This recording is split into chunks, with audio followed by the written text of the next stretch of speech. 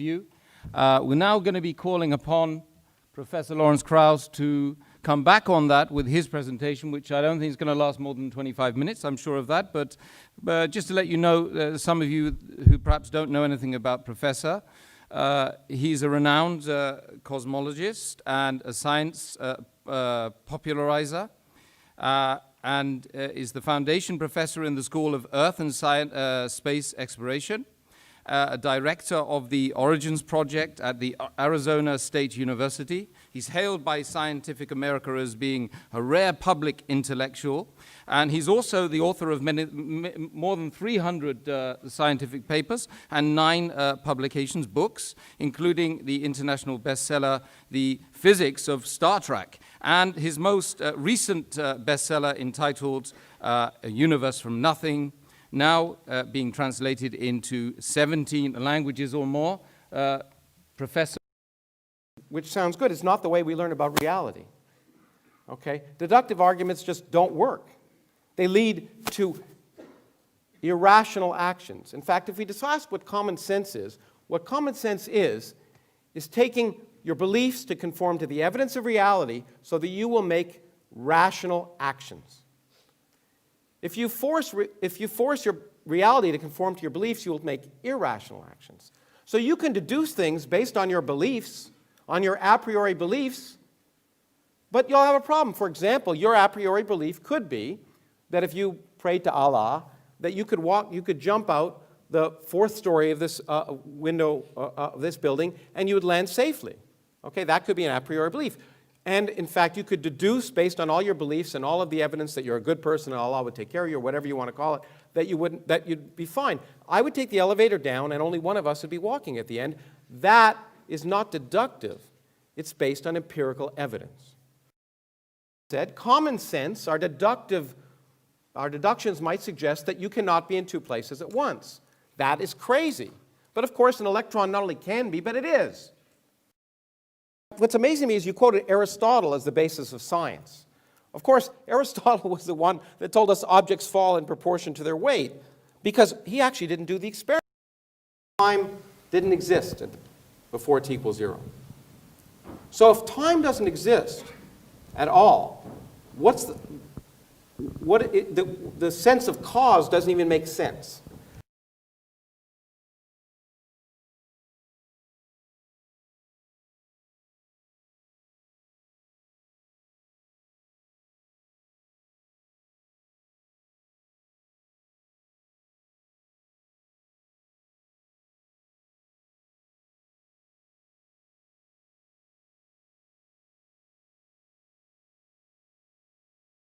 Tells you that homosexuality is wrong, except some self-proclaimed prophet telling you with no evidence. There's a book with 0 contradictions, with miracles that are both scientific and historical, all revealed over 1400 years ago.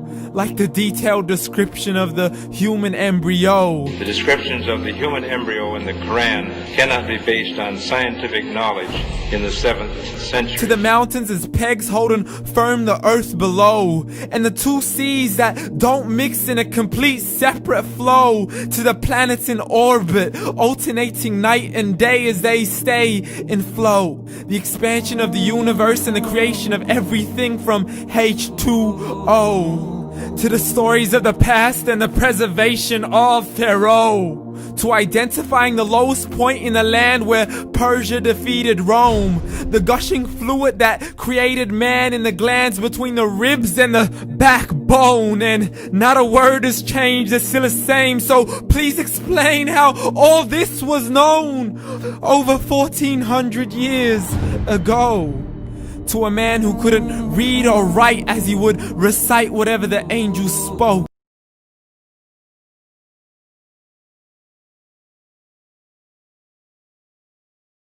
The point is, the universe, our visible universe, did have a beginning because we can measure it. Whether we liked it or not, or whether we think it's sensible or not, it actually did have a beginning, a factor not in dispute. Our universe had a beginning.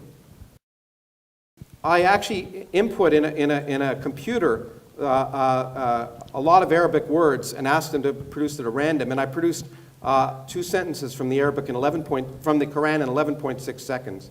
My computer speaks neither Arabic nor is Arab, but produced that those incredibly divine words. Now, my positions. Okay, let me take a more clear example. You're straw manning my Say positions. you're a homosexual man, Yes. and you have sex with another homosexual man. Should that be subject to punishment? In the private home. Okay, let me ask you another question. Is homosexuality wrong? In the Islamic tradition, it's a sin. Okay, now here's an idea of why common sense should tell you that Islam, like many other religions, is not common sense. Because, of course, homosexuality is perfectly natural. In all animal species, almost, it's natural. It occurs with a 10% frequency. Okay? In fact, there are good wisdom and learning comes from observing the world around us. And we shouldn't take our... Now, you used the word a priori more than 3 times, but you rejected deductive thinking. I mean, isn't a priori deductive? I mean, you can't have your cake and eat it, sir. Do you have a book? Okay, do you have a book on Sharia law? No. And you Because make it's based on judgments, nonsense. and okay, I have a book on atheism. I think it's based on nonsense, Great. but I give you the intellectual epistemic respect to read your worldview. But you've come here my book is a book on blasé, atheism. It's a sorry, book on science. you've come here blasé, almost arrogant, I don't want to judge you, and saying, you know, it's all rubbish, I'm not going to take any of his arguments, I know better than you, which you said that, and I do agree in physics you do. And you've come here making judgments on Sharia law. You don't even have a book on Sharia law. That's why I asked questions. Let me ask Professor Krauss a question. Why is incest wrong? It's not clear to me that it's wrong. Okay. It's clear to me. There's an book. So the explanation of a universe that could come into existence from nothing without any purpose, without any planning, without any reason, is explanatory. Now, lest I be misconstrued, that is just plausible. Because we do not have a full scientific theory. But to make the claim, as I know you've often made, that because that there are certain things we will never understand, is to misunderstand science. There are lots of things we don't understand today, and that's the reason to go out and do science. It's just... I like to make. No, there's you see the photon that's lighting you up from that thing? Yes. It didn't exist before it was emitted by the electron. Yes. Okay? It didn't exist. Yes. It wasn't there. And you're saying there's no cause? It wasn't, you know, point is, yeah, I'm saying this, what I'm saying is t equals 0, you require time. That's absolutely true. The presumption that you require time at t equals 0, if you took the equations as they're written, No. time would go out the window. I don't have a contention with the physics. That's your job. No, but there's no, Yeah. but if you take it as they're written, there's no time. The time has no meaning at t equals 0. Okay, agreed. Great. According So there's no to the cause. physics, I don't disagree with you. Okay. I highly respect that. But all of that is inductive in nature. No, it's not. Of course, what is it based on? Is it It's deductive? based on observation. Which is inductive. No, it's empirical. It's empirical. You know, the problem is, it's empirical. It's Okay, based well, on what's testing. empirical? Okay, look, I don't care. Look, the Do you, point do you is- have an infinite set of observations? Have you had an infinite set of observations? Now, if you're going to tell me I read your something you wrote which really misrepresented science, you're absolutely right. If you're going to tell me science can never tell anything with absolute certainty, Yes. okay? That's Except, throughout your book, and you say deductive. show me the equations in my book. Show me the equations. Are there equations? Yes, they are. Well, there are 1 or 2. The book's 200 pages long.